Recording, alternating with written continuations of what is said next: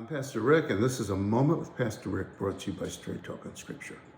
What I want to talk about today is the glaring lack of justice in our country, where people can be imprisoned without due process, where people can have outrageous lawsuits brought against them and lose and be forced to pay egregious amounts of money for no reason at all. Justice has to be for everyone, not just people you like. If there is not justice for everyone, there's justice for no one. But be of good cheer. Don't get discouraged, because this is nothing new.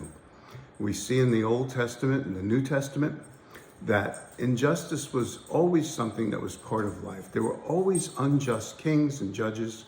What we see is that King Ahab wanted a vineyard that somebody else owned, and they had false charges brought against this man.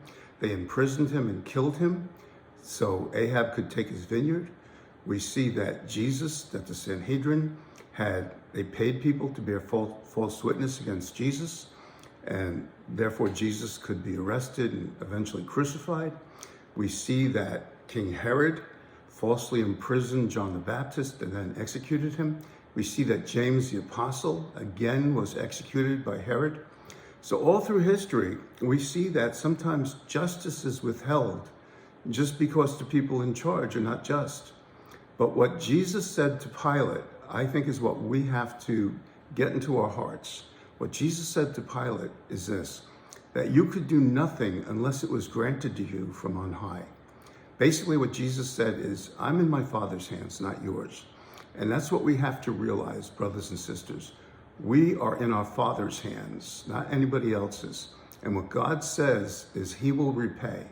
And that we know, even though justice may not be swift here on earth right now, and it may not be fair, that one day all will stand before the ultimate judge and justice will finally be served.